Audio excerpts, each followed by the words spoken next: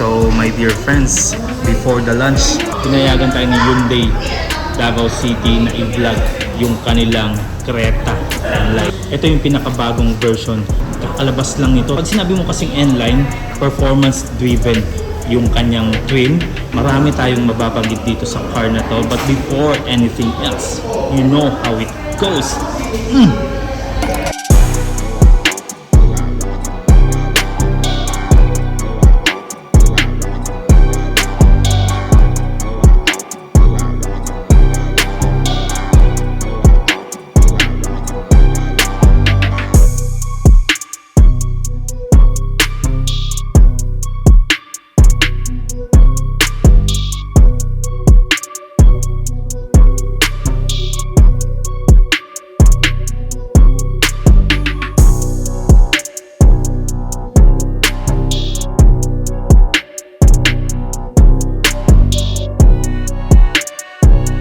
By the way, we can start this car thanks to Hyundai Davao for allowing us to vlog and review one of their cars. This is the cold start of the Hyundai Creta N-Line. At dahil performance driven or N-Line itong Creta na to, ayan o, malaki po ang kanyang tambucho and dual exit siya.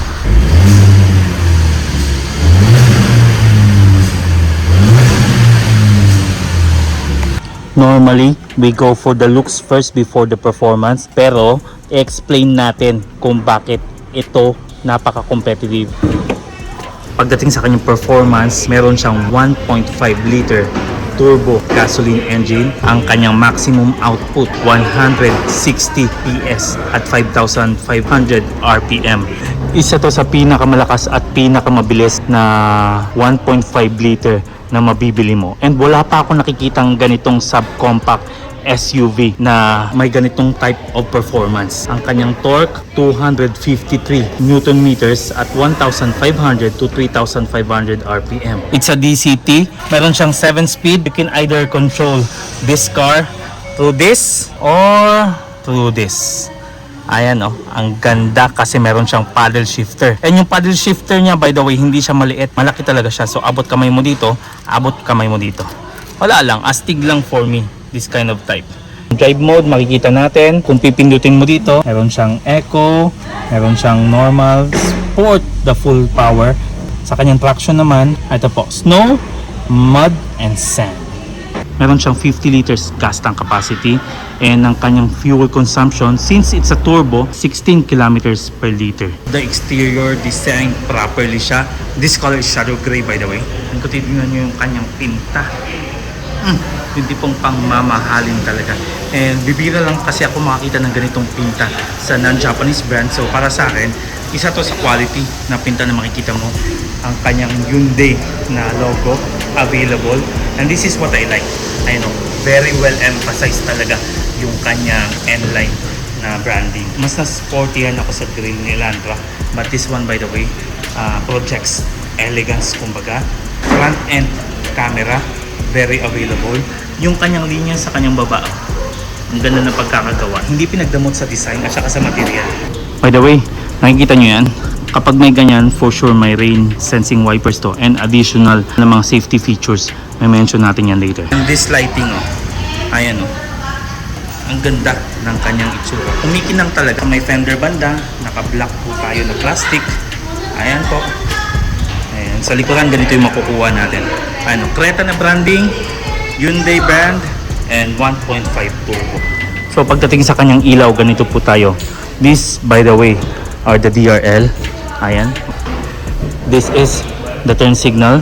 Meron siyang repeater na maganda din sa kanyang side mirror. All LED affair po tayo pagdating sa kanyang mga ilaw, headlight, at saka high beam sa pinakababa. Dipindot po tayo sa kanyang passenger door. Dipindot din po tayo sa kanyang driver door. Sa likod, beautifully done din ang kanyang tail light. Ayan po tayo. Turn signals on this part, futuristic yung datingan ni Creta. Ganito yung brake niya, my dear friends. And kapag tumapak sa brake, iilaw to. Ayan. And meron din siyang additional na rear camera, parking sensors, very available. Trunk space, very spacious po 433 liters. SUV yung kanyang datingan. Actually, it's almost as similar to the other SUVs nowadays, pero slightly subcompact siya. Mas malaki siya ng konti sa mga subcompact SUV na kakompetensya niya. Available din ng spare tire. And titignan nyo tong spacing na to, my dear friends. Oh. Ayan, paglalagyan pa tayo dito. And of course dito, may hook siya. Pwede mo pagtalian. It's very well done, my dear friends, if you're going to ask me. Ayan po tayo. N9 eh. And perforated din ang kanyang leather. May red stitching tayo. Maganda. Easy to fold. Ayan. So focus tayo sa likod. Ganito yung kanyang itsura. Perforated po siya. Maganda yung pagkakagawa. So may cooling ability din siya kahit papano. Let's pull this one down. And this one, kahit na yung kanyang hatch, ang ganda din kasi may red stitching. 2 cup holders on this. A single USB Type-C. And kasyang-kasya yung phone mo dito. Pocket niya sa may likuran. Available po. There's no red stitching apparently. But it's totally fine. Cup holders 2 on each sides. And also, speaker na maganda yung kanyang disenyo. Maganda din dito. Red stitching. And the touch. I know, premium talaga siya. So, upuan natin. By the way, this is how I sit. And maluwang pa siya ng konti. So, ganito siya kaluwang. Ayan. Legroom, panalo. So, ganito din po tayo sa kanyang headroom. Pangmalakihan talaga. And kung ano yung nakita mong itsura sa may likuran, mas maganda siya ng konti dito sa may harapan. Kasi may end siya dito.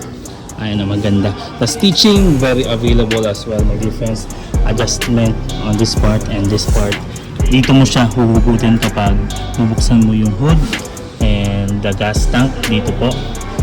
Ayan, maganda and amazing yung pagkakayari. Both yan, my dear friends. And yung umbok niya, bago natin makalimutan. Yung umbok niya dito, yung perforation niya, nicely done, my dear friends. Ito yung masasabi mong maganda na nga yung exterior, yung interior, mas ma-appreciate mo pa because of its sporty seat. So ayan, it's worth the wait talaga. And marami kang N-line na branding na makikita, and yung kanyang red. Ang ganda. Kung titignan nyo rin to, ayan I love this part. Maganda siya. Turn on nating AC. Medyo mainit. Ang kanyang climate control and ang kanyang media, maganda din. Tingnan mo yung cambio niya, ang ganda ng pagkakagawa. And it's leather, by the way, my dear friends. Once again, pwedeng mo makontrol yung kanyang transmission on this part. Or, if you are like me, hands on the wheel. Ayan po, ayos, panalo siya, my dear friends eh. And if you are going to press this one, to test out na lang din, my dear friends. Ayan yan yung lilitaw. Turn off. Uy! I forgot to mention them. Ventilated seats. What the freak? Woo! Ang lamig sa likod. Ang lamig sa puwet. Damn! Sakay ka, ma'am. Subukan natin. Upo ka dito. Dali. Ayun si Ma'am Jane from Hyundai Davao. Upo ka dito, ma'am. Massive shoutout sa kanya. Link in the description tayo sa number niya if you're looking for an assistance, kumbaga. Ano, ma'am? Ang sarap ba, ma'am? Grabe! I just wanted to share kasi ang lamig. Ang ganda. Promise, magugustuhan nyo to. Babanggitin natin yung presyo niya later on. Super excited ako. Meron siyang USB Type-C on this part. Power volt socket meron. And ang kanyang USB port. And they are lighted, by the way, my dear friends. Wireless charging din po siya. Confirmed ni Ma'am Jane. Button po ang kanyang parking and auto hold. And may ilaw din ang kanyang cup hold. And kung bubuksan natin to, ayan po. Ito lang yung makukuha natin. Once again, it's a subcompact SUV. Don't expect so much pagdating sa sizes ng kanyang cabinet. But this one, by the way, touch mo yung rubber niya. Maganda yung pagkakayari. And dashboard cabinet, maluwang naman po. This lining right here, I really appreciate. Maganda siya. Grabe ka Hyundai. Bakit ngayon mo lang nilabas to? By the way, this is a beautifully done 10.25 LCD display. Kung titignan nyo yung kanyang display, napakaganda ng pagkakayari. And this is what I like about this car. Itong plastic na to, tignan nyo.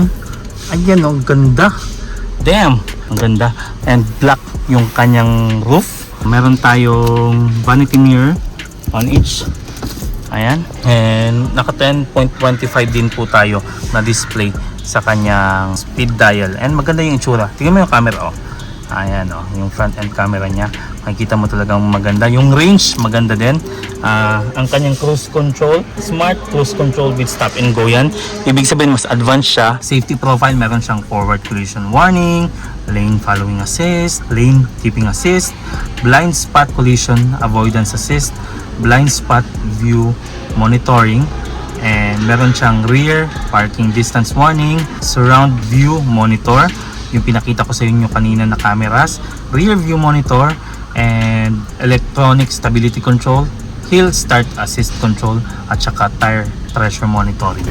So, torsion beam axle po tayo sa rear suspension.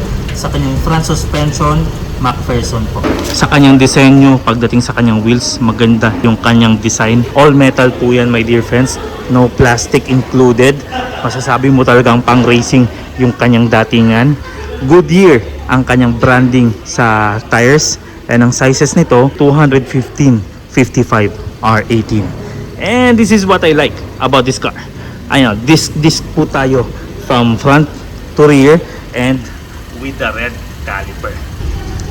I love the wheel cap, by the way. May branding ng N-Line. So, masasabi mo talaga hindi pinagdamot, and madidistinguish mo siya na siya yung mamahalin na Creta. Wheelbase, my dear friends, 2,610 millimeters. Ground clearance 190 millimeters. Ang kanyang wet weight 1,215 kilograms only. One of the lightest perhaps. So ayan, my dear friends, a massive shout out to Hyundai Davao. Congratulations sa kanilang launch. Hindi tayo makaka-attend pero at least we get to vlog. By the way, may iba't ibang presyo si all new Creta. 4 po ang kanyang variant. Ito pong nasa harapan natin is top of the line. N-line po siya, 7-speed DCT. Price 1,449,000 Philippine pesos dito sa Davao City. Ang kanyang lowest down payment 98,000 Philippine pesos up to 148,000 Philippine pesos. Depends on the bank approved. And ang kanyang monthly for 60 months 30,332.40 Philippine pesos.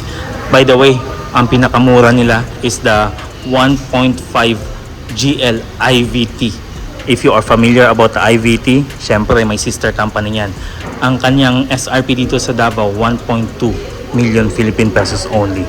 So isipin mo yon, sa ganito kalaking SUV, sulit ka na sa IVT, pero sa tingin ko, mas maiinganyo ka sa N-Line at saka sa kanyang premium. Vlog natin next time yung kanilang premium.